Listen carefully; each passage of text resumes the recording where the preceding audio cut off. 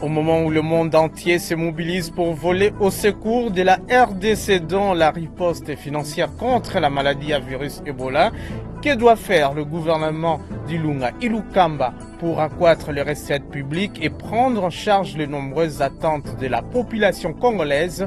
Jérôme Sekana Penepapa, journaliste économique et coordonnateur du réseau Toile d'Araignée, nous donnera la réponse dans cette émission.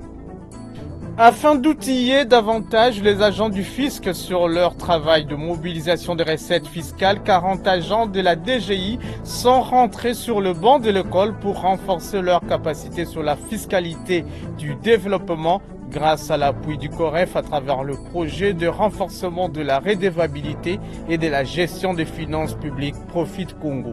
Les détails de ces titres et tant d'autres vous seront développés au cours de cette émission.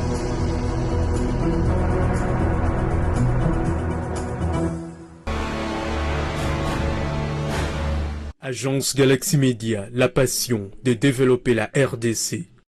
C'est encore et toujours un réel plaisir de vous retrouver à travers ce nouveau numéro du magazine Fiscalité et Développement, la grand-messe des finances publiques, questions économiques et de développement en République démocratique du Congo. Après un long suspense, c'est finalement Alexis Thambwe Mwamba qui vient d'être élu président du Sénat. Le successeur de Léon Kengo-Adondo a promis de travailler pour l'intérêt supérieur du pays en assurant la transparence et l'équité dans le contrôle parlementaire. Maintenant que les deux chambres du Parlement sont constituées, il ne reste que l'investiture du nouveau gouvernement. Après ce vote, la session extraordinaire du Sénat vient donc de se clôturer. Le monde entier se mobilise pour lutter contre l'épidémie de la fièvre hémorragique à virus Ebola qui sévit en RDC depuis plus d'une année, précisément dans l'est de la République avec plus de 1700 morts. L'Organisation mondiale de la santé classe cette situation en urgence de portée internationale. Le groupe de la Banque mondiale a annoncé mercredi 24 juillet dans un communiqué la mobilisation de 300 millions de dollars américains pour accroître son soutien à l'intervention en cours contre cette épidémie en République démocratique du Congo. Sachez que l'institution de Bretton Woods est à son deuxième financement après les 100 millions de dollars américains décaissés depuis août 2018. À côté de la Banque mondiale, il y a aussi l'Union européenne qui a promis une enveloppe de 30 millions de dollars américains pour lutter contre Ebola. Cette riposte financière qui se mobilise à travers le monde contre Ebola n'est qu'un appoint aux efforts intérieurs. Le gouvernement congolais doit mettre la main à la poche pour donner sa part des contributions, selon Jérôme Sekana Penepapa, journaliste économique de renom. Au regard de la situation économico-financière de l'heure, juste après la publication du nouveau gouvernement, la RDC doit impérativement se doter d'un collectif budgétaire, entendez les lois de finances rectificatives pour corriger les assignations, intégrer les dépenses extra-budgétaires qui s'exécutent depuis 6 mois dans le budget national et booster ainsi les réformes pour accroître les recettes internes. Il s'exprime ainsi au micro de Michel Wangi Lokwa. Laissez-moi d'abord couvrir de fleurs et présenter mes félicitations les plus sincères à mon grand frère ATM, Alexis Thambwe Mwamba, pour sa brillante élection à la tête du bureau définitif du Sénat, notre chambre haute du Parlement.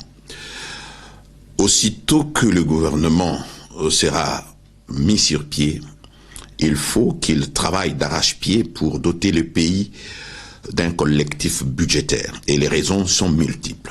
Les raisons sont multiples.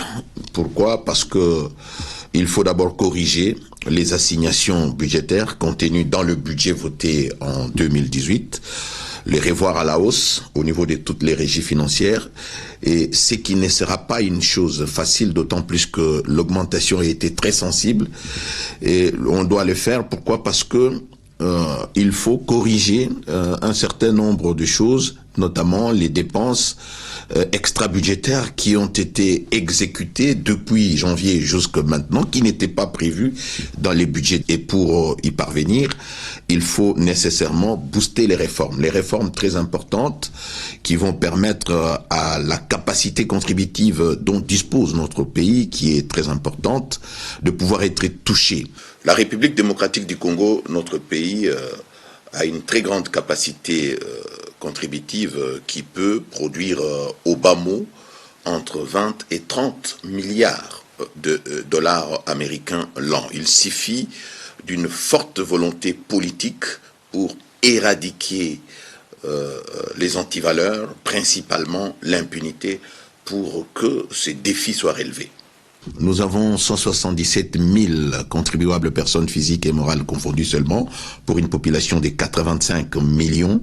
C'est une goutte d'eau dans l'océan. Il faut nécessairement booster les réformes. Et parmi ces réformes, je veux vous en citer quelques-unes rapidement. Il y a la nouvelle chaîne de la recette publique qui est déjà en place. Il faut la déployer et la rendre opérationnelle. Il y a l'identifiant fiscal unique pour faire en sorte que tous les contribuables et autres assujettis soient répertoriés, identifiés, afin qu'ils puissent donner à l'État les moyens de sa politique. Au niveau de la Direction générale des impôts, vous avez les caisses enregistreuses qui vont faire leur apparition très prochainement, mais qui seront interconnectées au logiciel ISIS Régie, mais également au logiciel entrepôt des données et au logiciel de la DGRAD, ainsi qu'à la Direction générale de douane et accises. Donc ça, c'est une réforme très importante. Mais également, il y a des réformes structurelles qui doivent être prises, il y en a beaucoup, au niveau non seulement des régies financières, mais également des structures de l'État pour permettre à l'État de pouvoir capter l'argent, des milliards de dollars américains convertis en francs congolais qui sont brassés dans l'informel. Pourquoi il faut le faire? Parce qu'on constatera que les charges publiques ont sensiblement augmenté. Elles ont augmenté par le fait que, bon, il y a certains travaux, par exemple la construction des sautes-moutons, qui n'étaient pas prévus dans le budget. Donc c'est une dépense extra-budgétaire, ça ce n'est qu'un exemple. Mais vous avez les promesses du président de la République. Le président de la République a promis à nos militaires ainsi qu'à nos policiers, avec leurs dépendants, de bénéficier des soins gratuits. Ça n'a jamais été prévu dans le budget de l'État. Il faudra trouver les moyens pour couvrir cette dépense et ça ne sera pas chose facile. Il y a la gratuité de l'enseignement primaire qui doit se faire sur l'ensemble maintenant du territoire national. Là, c'est en termes de milliards de dollars américains, quand bien même nous pouvons avoir espéré l'appui de la Banque mondiale dans ces secteurs. Mais il y a également l'augmentation sensible des fonctionnaires. Nous avions jusqu'il y a peu 1 200 000 fonctionnaires, mais on a constaté une certaine augmentation sensible.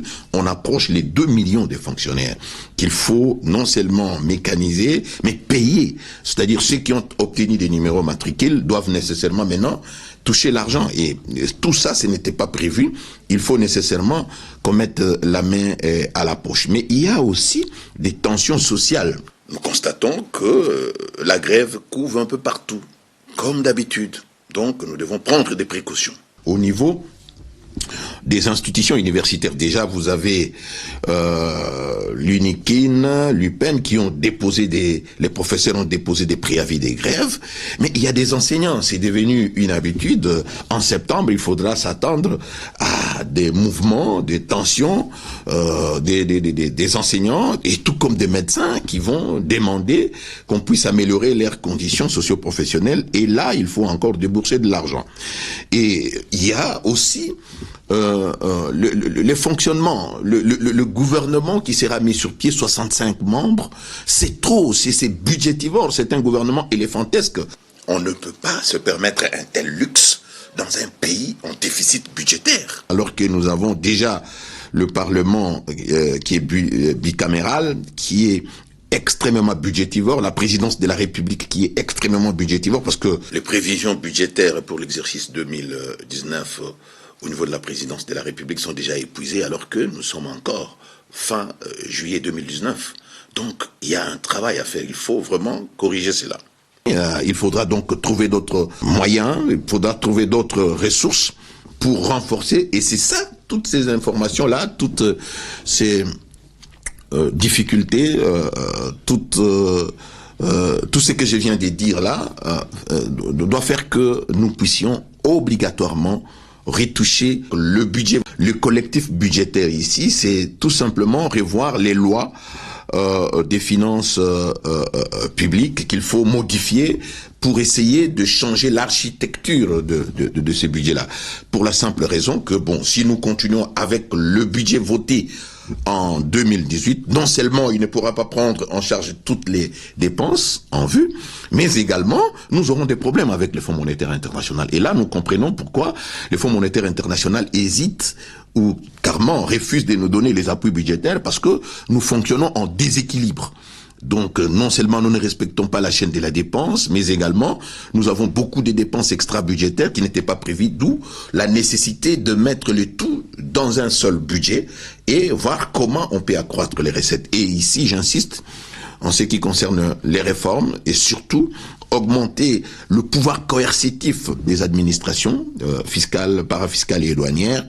En ce qui concerne par exemple la DGI, il faut faire en sorte que la TVA qui est collectée par de redevables légaux ne reflète pas la réalité du terrain, d'autant plus que les redevables réels payent, verse au titre de la TVA ce qui est prévu, mais lorsque les redevables légaux collectent, ne reversent pas la totalité, d'où il faut un redressement. Donc voilà les quelques exemples que je voulais donner pour permettre à nos téléspectateurs de comprendre qu'il y a du boulot. Il y a du boulot et ce n'est pas une tâche facile. Le gouvernement qui arrive n'aura pas de répit et il faudra qu'il se mette au travail et surtout booster les réformes. Le challenge ici, c'est le triplement du budget de l'État. Il faut comprendre par le triplement du budget actuel exactement ceci. Notre budget 2019 est de plus ou moins 5 milliards de dollars. Donc, pour couvrir, prendre en charge toutes les dépenses auxquelles je faisais allusion, nous devons au bas mot avoir un budget de 15 milliards de dollars américains. Donc, il faut tripler le budget actuel. Donc, si nous n'arrivons pas à tripler le budget actuel, il nous sera pratiquement impossible de prendre en charge toutes ces dépenses publiques auxquelles je venais de faire allusion ici. Et pour arriver à tripler les recettes, il n'y a pas une autre formule que de booster les réformes courageuses qui vont faire mal. Mais il faut faire en sorte que tout celui qui doit payer quelque chose à l'État le paye et que l'argent arrive effectivement au niveau de la caisse de l'État. Et ça ne suffit pas. Il faut bien gérer. Voilà pourquoi il faut recourir maintenant aux règles de la bonne gouvernance. Pour le moment, nous n'observons pas correctement toutes les règles de la bonne gouvernance. Déjà, la chaîne de la dépense n'est pas respectée. Nous avons besoin également d'une gestion sur base caisse. Cela veut dire que nous ne pouvons pas dépenser au-delà de ce que nous avons mobilisé. Or, ce n'est pas le cas aujourd'hui en République démocratique du Congo. Nous avons un sérieux problème dans notre pays en ce qui concerne la qualité de la dépense publique. Nous devons également améliorer l'affectation.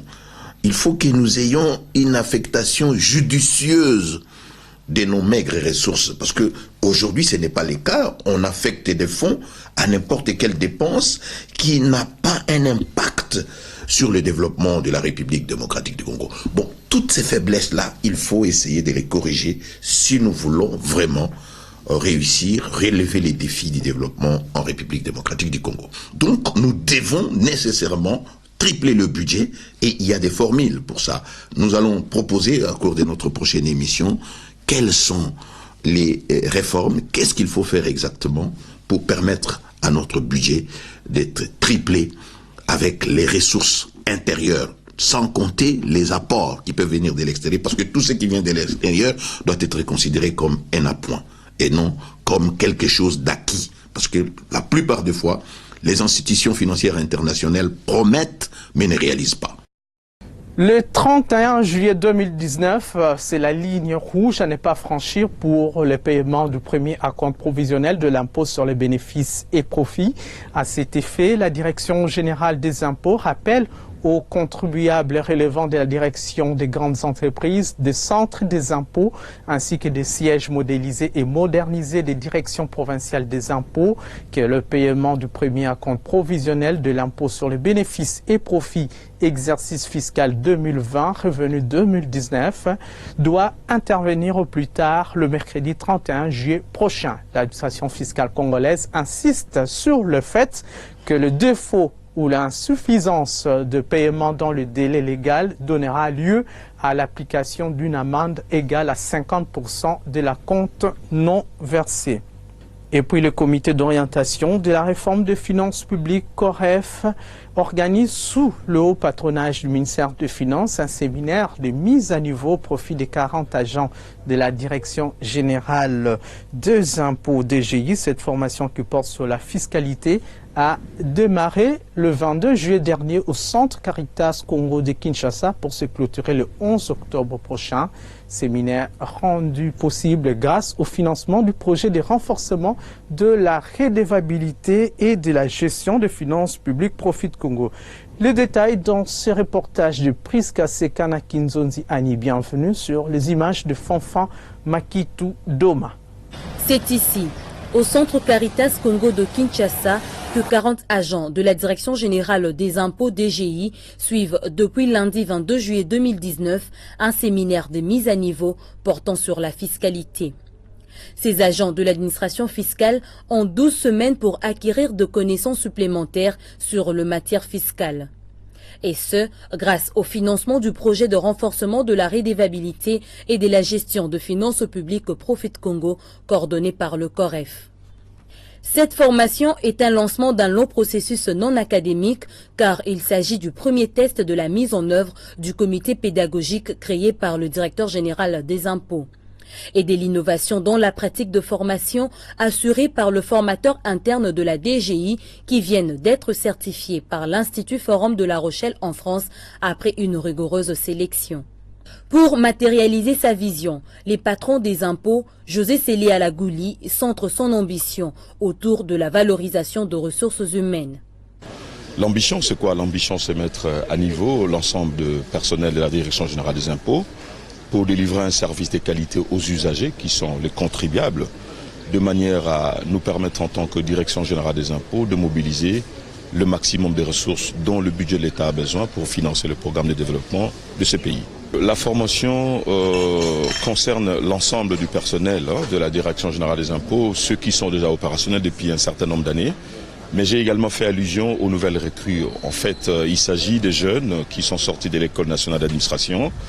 La Direction générale des impôts, avec l'impulsion du ministère des Finances et du ministère de la fonction publique, nous a permis justement de pouvoir disposer d'une cohorte de 20 jeunes qui sont sortis de 2 promotions différentes, que nous avons accueillis au sein de la Direction générale des impôts. Donc il faut les former, à se familiariser aux techniques de la gestion administrative, de la gestion de l'impôt dans son ensemble.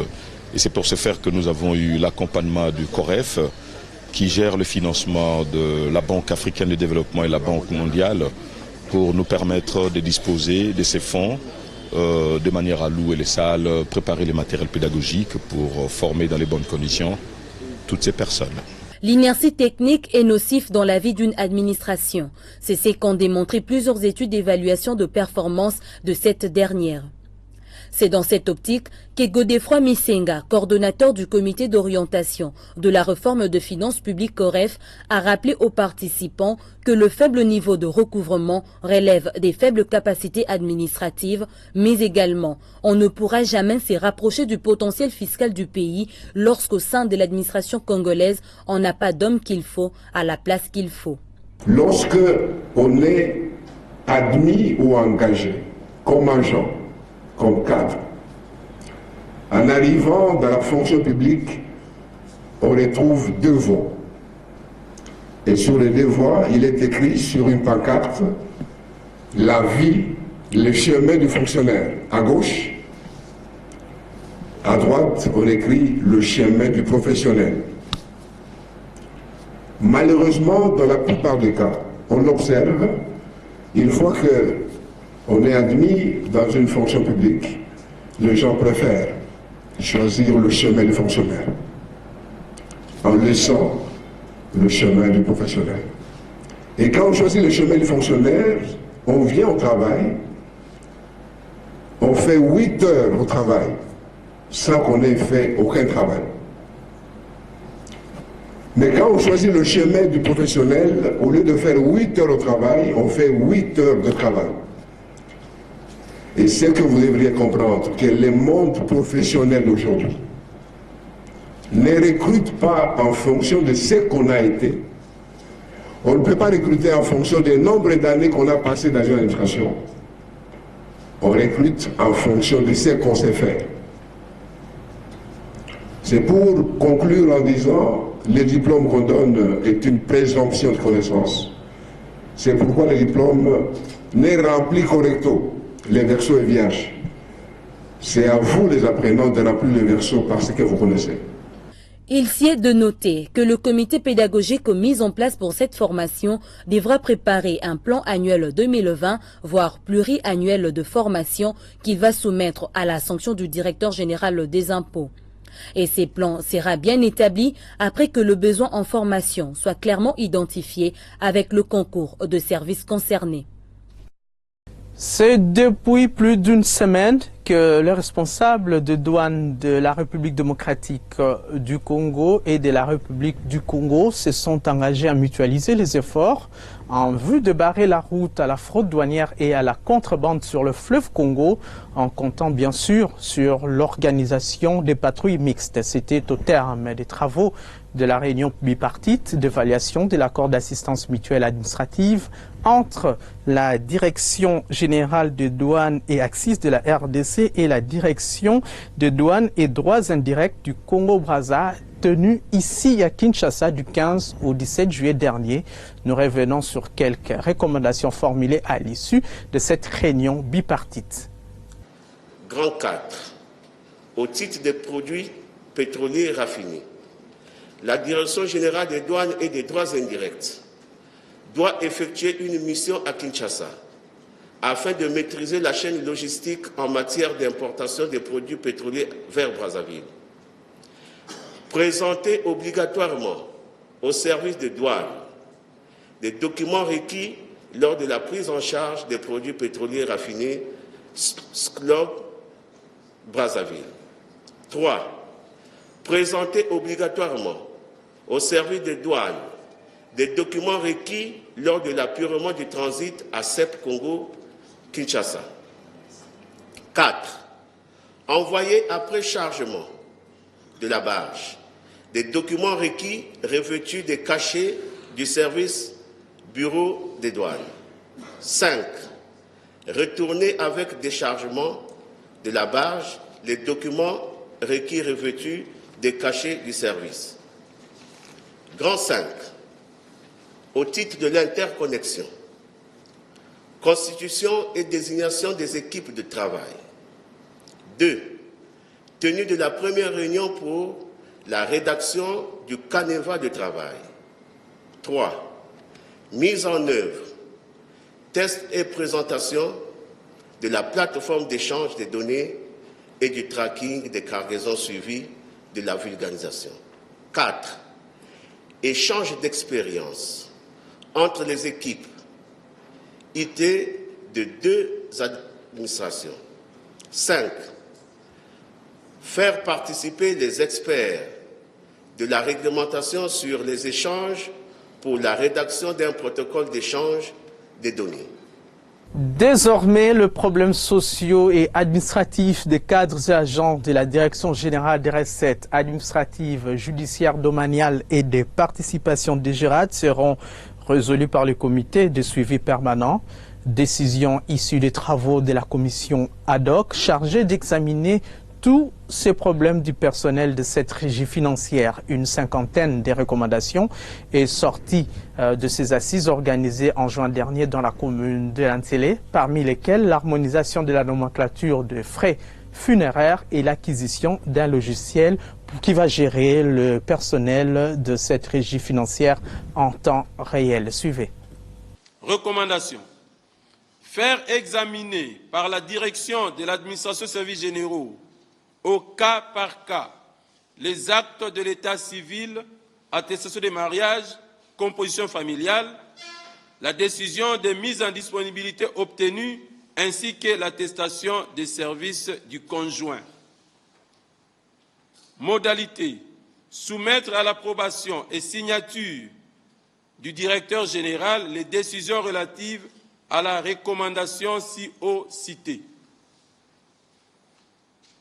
14. En rapport avec le non-dépôt par les agents des pièces relatives à leur situation administrative. Base légale, loi numéro 16/013, article 10, relative aux dossiers individuels.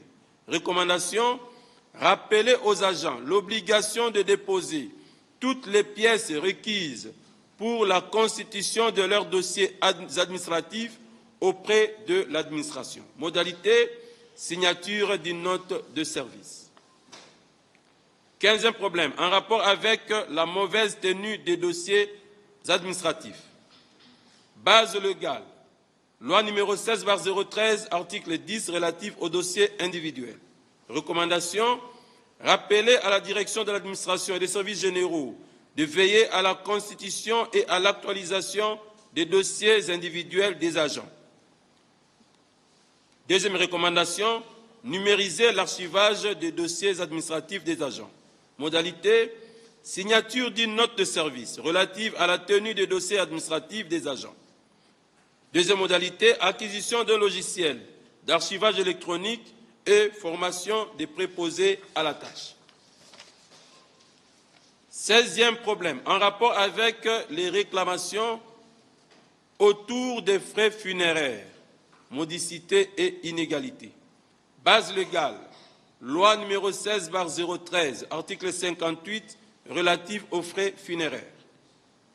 Recommandation: uniformiser et généraliser la nomenclature des frais funéraires. Modalité: diligenter des missions officielles dans les provinces pour s'enquérir de la situation.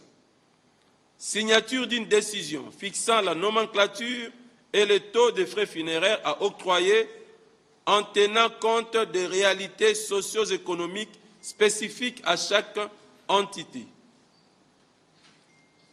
Problème 17, en rapport avec l'absence d'un plan de formation professionnelle. Base légale, loi numéro 16/013, article 90, relative au droit à la formation professionnelle. Recommandation: identifier les besoins en formation auprès des différentes directions. Élaborer en début de chaque année un plan général de formation et recyclage en faveur des agents. Modalité: instruire toutes les directions au début de chaque année de transmettre à la direction générale les besoins en formation. Autre chose à présent, le président du conseil d'administration du Fonds de promotion de l'industrie, Isidore Kabouemoué-Oulongo, a présidé le lundi 22 juillet 2019 à Lubumbashi, dans le Haut-Katanga, une session spéciale d'évaluation à mi-parcours de la gestion des activités au sein de cet établissement public durant la période allant de novembre 2016 à juin 2019. Les explications de Ruben Mayoni, Ntiaki Yunga. Cette évaluation a permis de mieux définir la trajectoire des actions essentielles mises en œuvre par le Fonds de promotion de l'industrie FPI en tant qu'instrument de la politique du gouvernement en matière de développement industriel et de diversification de l'économie nationale. Dans le cadre du financement des unités industrielles à travers le pays, le FPI, par le biais de son directeur général, Patrice Kitembi-Kibolmvoul, a accordé un prêt à la société de surveillance minière SSM, représentée par son gérant Moutoile Johnson Edouard Desroyer. Ce prêt d'environ 1 600 000 $ américains est destiné à l'acquisition des matériels et appareils de laboratoire, d'analyse physico-chimique et de substances minérales qui seront implantés dans la province du Lualaba. En fait, le contrat concerne le financement d'un projet dans un laboratoire d'essai. On appelle ça d'essai, mais en réalité, c'est un laboratoire d'analyse chimique. Et nous sommes en train de développer une nouvelle branche dans le Lualaba, la nouvelle province du Lualaba. Et nous avons jugé qu'il était opportun de nous expandre de ce côté-là. Alors, on avait petites difficultés pour équiper ce laboratoire-là et nous nous sommes adressés au FPI qui nous a généreusement bien accompagnés dans ce projet-là. Déjà, on croyait dans le FPI, mais avec ce qui vient de se passer, là, nous y croyons à 120%. Donc nous encourageons vraiment nos compatriotes à s'approcher du FPI parce qu'en fait, c'est la solution à leurs affaires, à leur développement. Donc, plutôt que de s'adresser à des banques commerciales qui sont très exigeantes. Oui, le FPI est un très bon accompagnateur. Ce premier financement du FPI dans le secteur minier consiste à soutenir l'activité de la sous-traitance dans le secteur des mines et des carrières. Bouclant son séjour à Lubumbashi, le directeur général du FPI, accompagné du président de la délégation syndicale et de quelques directeurs venus de Kinshasa, a tenu une causerie morale à bâton rompu avec les agents et cadres de la direction provinciale du FPI, ex-Katanga. La rencontre a consisté en un échange avec ces derniers sur un certain nombre de sujets d'intérêt commun qui les préoccupent. Des réponses appropriées ont été fournies aux questions ouvertes et explicites posées par l'ensemble du personnel. En ce jour de travail dans la province du Tanganyika, le directeur général du FPI, Patrice Kitebi Kibolumvul, a conduit une forte délégation de Grandi Group auprès du vice-gouverneur Samba Kayabala au centre de discussion, la réhabilitation et la rénovation du port de Kalemi. Regardez. Monsieur le vice-gouverneur. Bonjour. Le directeur général du FPI Fonds pour la promotion de l'industrie, Patrice Kitebi, à la tête d'une forte délégation, la firme Grand Group, est venu présenter au vice-gouverneur de province, Samba Kayabala, représentant du gouverneur de province Zoé Kabila en mission, les contours sur le projet de la rénovation et la réhabilitation du port public de Kalemi. Nous sommes venus plutôt pour le port de Kalemi, avec le DG de Grand Group qui est ici, qui avait fait, donc c'est son entreprise qui a fait les études de réhabilitation et rénovation du port de Kalemi. Et nous attendons dans les jours qui viennent, je crois au plus tard dans 2 jours, la SNCC qui est l'opérateur qui travaille avec le port va être là pour qu'ensemble nous puissions valider donc les études qui avaient été faites et que le bureau d'études intègre au mieux les considérations, les commentaires de la SNCC dans le profil final de l'étude de préfaisabilité et on espère pouvoir revenir encore une fois de plus autour du 9 août avec l'entreprise chinoise qui, elle, va exécuter les travaux et mobiliser les financements pour qu'ensemble nous ayons une vision partagée.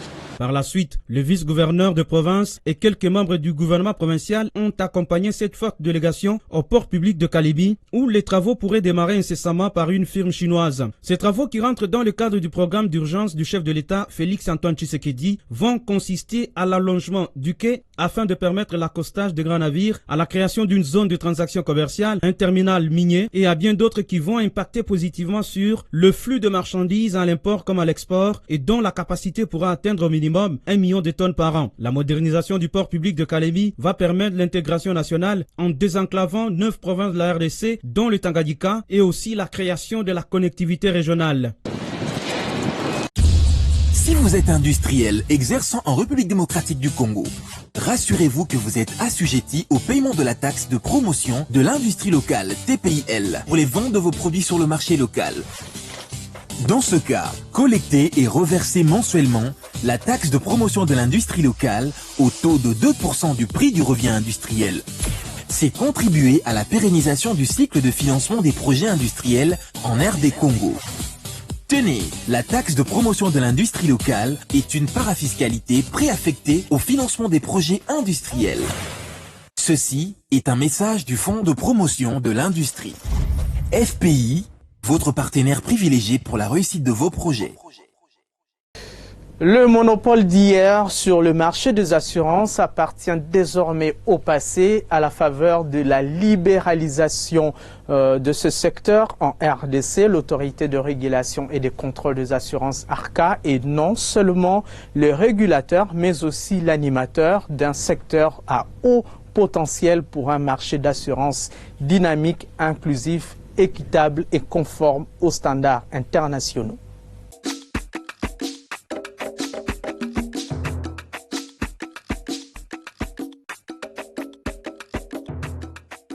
La République démocratique du Congo est l'un des derniers pays en Afrique ou au monde où l'activité assurantielle était réservée à un seul assureur.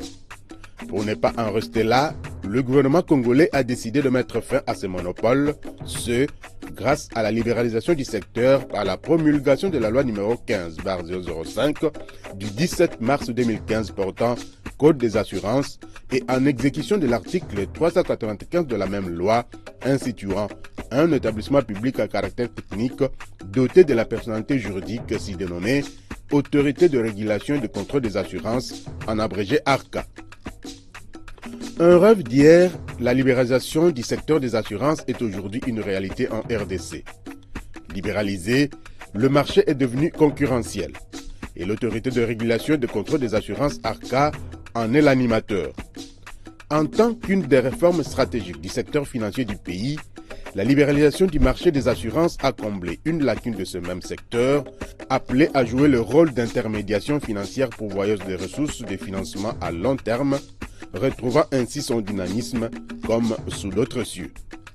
Aujourd'hui, de nouvelles sociétés d'assurance ont vu le jour en RDC, brisant ainsi les monopoles longtemps observés au pays, dont l'artisan principal est l'autorité de régulation et de contrôle des assurances ARCA. Ainsi, les autres opérateurs agréés contribuent à la mise en place d'un secteur des assurances susceptible de répondre aux besoins des populations et des entreprises. Le souhait de l'ARCA est l'explosion d'un secteur des assurances à même de contribuer efficacement à la création d'emplois et de richesses, à la protection des biens, des personnes, des investissements privés et particulièrement à la promotion d'une classe moyenne et d'investisseurs congolais dans ce secteur financier et porteur en RDC, les besoins en termes de couverture assurantielle étant énormes, tant au niveau des entreprises que des particuliers. Par ailleurs, le processus de libéralisation du marché des assurances en RDC a été long et fastidieux, car les objectifs poursuivis étaient de mettre en place des bases solides afin d'avoir un marché moderne conforme aux standards internationaux en matière d'assurance et protégeant au mieux les intérêts des assurés et avoir des opérateurs de bonne qualité tant sur le plan de la solidité financière que de l'honorabilité. Aujourd'hui, force est de constater que la libéralisation du marché des assurances tant attendue est effective au grand bonheur de tous les Congolais. Pour la restauration de la culture des assurances absente dans le mental collectif du Congolais, l'ARCA compte sur les nouvelles sociétés d'assurance agréées qui ont la responsabilité de redonner confiance à la population en payant le sinistre et surtout dans les plus brefs délais. Pour cela, une association professionnelle des assureurs est en cours de constitution, l'ARCA étant partie prenante. Cette association devra créer une synergie dans l'information, la vulgarisation, la sensibilisation, l'éducation et la conscientisation de l'assurance, ainsi que la formation au métier d'assurance. À travers les deux leviers, que sont la culture d'assurance et la formation à l'assurance, les bases de ce que sera le marché des assurances en RDC sont posées. Et l'ARCA est pleinement impliquée et est responsable de la réussite de cette grande réforme. C'est pourquoi, en tant que régulateur, elle se considère non pas seulement comme pilote ou arbitre, mais aussi et surtout comme animateur d'un secteur à haut potentiel auquel il faudrait donner forme et fond. Ainsi, grâce à l'appui du gouvernement, l'ARCA écrit l'histoire d'un marché des assurances dynamique, inclusif, équitable et conforme aux standards internationaux qui, dans les prochaines années, sera parmi les 5 plus grands marchés d'assurance de l'Afrique.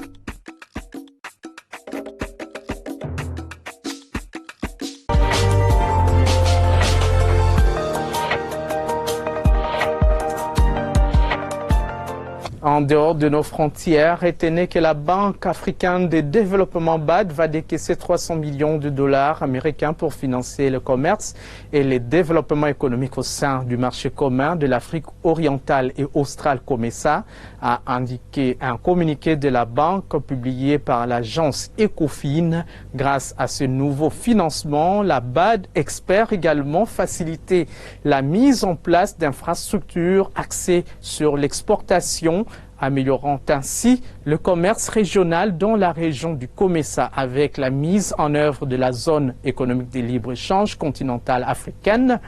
On projette une croissance économique généralisée sur le continent africain en facilitant le commerce international, a indiqué l'ABAD. Retour au pays pour avoir une idée générale sur l'évolution des prix de quelques denrées alimentaires de grande consommation sur le principal marché de Kinshasa au samedi 27 juillet 2019. Hier en hausse, aujourd'hui en baisse, les prix des denrées alimentaires de grande consommation restent volatiles sur les différents marchés de Kinshasa. Concernant les poulets, le prix d'un carton de poids 12 a connu une hausse. Il est passé de 54 000 francs congolais à 54 350 francs congolais, soit une hausse de 350 francs congolais par rapport à la semaine passée. Nous sommes au marché de la Liberté dans la commune de Massina. Même constat fait au marché central où le prix est passé de 54 200 francs congolais à 54 400 francs congolais, soit 200 francs congolais de plus. Au marché Zigida, pour obtenir un carton de poulet poids 12, il faut débourser 54 600 francs congolais. Enfin, au marché Gambela, ces mêmes cartons de poulet poids 12 se vendent à 54 700 francs congolais. Cette hausse des prix des poulets est due à sa rareté sur les marchés de Kinshasa. Baisse du prix des haricots sur le marché de Kinshasa. Le prix d'un grand sac de 100 kg a connu une légère baisse. Il est passé de 160 $ américains à 155 $ américains, soit 5 $ américains de moins. Au marché de la Liberté, même tendance au marché central où ce produit est passé de 155 $ américains à 150 $ américains, soit 5 $ américains de moins. Au marché Zigida, un sac de haricots de 100 kg qui coûtait 150 $ américains se négocie actuellement à 140 $ américains. Enfin, au marché Gambela, il coûte 160 $ américains. Cette baisse du prix des haricots est due à son abondance sur les marchés de Kinshasa. Du côté de l'huile végétale, le prix d'un bidon de 10 litres a connu une légère hausse et est passé de 23 700 francs congolais à 24 000 francs congolais, soit 300 francs congolais de hausse au marché de la Liberté. Au marché central, par contre, le produit est resté stable à 24 800 francs congolais. Au marché Zigda, un bidon d'huile végétale se vend actuellement à 24 600 francs congolais. Et enfin, au marché Gambela, pour obtenir un bidon d'huile de 10 litres, il faut débourser 24 500 francs congolais. Concernant le sucre, les prix d'un sac de 50 kg a connu une baisse et est passé de 63 000 francs congolais à 62 500 francs congolais, soit 500 francs congolais de moins au marché de la Liberté. Stabilité par contre au marché central où le prix du même produit n'a pas bougé d'une semaine à l'autre à 64 000 francs congolais. Au marché Zigida, un sac de sucre s'est négocié à 63 500 francs congolais. Stabilité également au marché Gambela, où le même sac de sucre n'a pas changé d'une semaine à l'autre à 64 500 francs congolais. Terminons ce tour d'horizon des prix avec les maniocs. Un bol de foufou en provenance du Kwilu et du Congo central se vend à 1200 francs congolais au marché de la Liberté, 800 francs congolais au marché central, 1000 francs congolais au marché Zigida, 800 francs congolais au marché Gambela. Telles sont les tendances de prix de quelques denrées alimentaires collectées du lundi 22 au samedi 27 juillet 2019 sur le principal marché de Kinshasa. Voyons à présent du côté de l'Institut national de la statistique INES qui a publié les informations relatives à l'indice de l'inflation hebdomadaire du 22 au 27 juillet 2019. Muriel Makié-Seloutina pour les détails. L'inflation de la semaine du 22 au 27 juillet 2019 est de 0,058% au niveau national et 0,068% à Kinshasa. Elle est consécutive à la hausse des prix des légumes, des services d'entretien et de réparation courante du logement, des verreries, vaisselle et ustensiles de ménage, des petits appareils électroménagers et des services de soins corporels. En cumul, l'inflation a atteint 2,353% au niveau national et 2,297% à Kinshasa. L'inflation annualisée se situe à 4,113% au niveau national et 4,016% à Kinshasa. En rythme annuel, l'inflation est de 4,174% au niveau national et 3,824% à Kinshasa. À fin juillet 2019, l'inflation mensuelle est de 0,251% au niveau national et 0,226% à Kinshasa. Sur le marché d'échange, le taux officiel de la Banque centrale du Congo a indiqué au vendredi 26 juillet 2019 un dollar américain à 1645,88 francs congolais, un euro à 1873,62 francs congolais et un franc CFA à 2,85 francs congolais. Au samedi 27 juillet, au parallèle, cette fois-ci, le taux était à 1640 francs congolais les dollars américains dans la plupart des communes de Kinshasa et à 1670 francs congolais les dollars au centre-ville de la capitale congolaise, précisément vers la place dite Sabena. À l'aéroport international de Ndji, le taux demeure à 1600 francs congolais le dollar américain, 1650 francs congolais dans plusieurs supermarchés de la capitale congolaise. Nous sommes à Mbandaka dans la province de l'Équateur où le roi dollar s'est négocié à 1620 francs congolais, 1630 francs congolais le dollar et le taux observé à Kolwezi dans le Lualaba à Bouende dans la province de la Chuapa. Le billet vert s'est échangé à 1635 francs congolais, 1640 francs congolais à Likasi dans le Haut-Katanga et également à Matadi dans le Congo central. Enfin, le pic du taux d'échange a été observé à Mbujimaï dans la province du Kasaï oriental où la devise du pays de l'oncle Sam a valu 1650 francs congolais. On prend à présent les nouvelles de cours des principales matières premières sur le marché international au deuxième fixing du samedi 27 juillet 2019. Hausse des prix des produits pétroliers sur le marché international de 0,24% à Londres, le baril du pétrole valant 63,26 $ américains, de 0,50% à New York où le même baril a coûté 56,17 $ américains. Contrairement à la semaine passée, la tonne du cuivre est en hausse de 0,68%, se vendant à 5 986,50 $ américains. À 27 593 points, la tonne du cobalt a terminé la semaine en légère hausse de 0,03%. Le prix de l'once d'or a baissé de 1,16% pour se situer cette semaine à 1419,50 $ américains.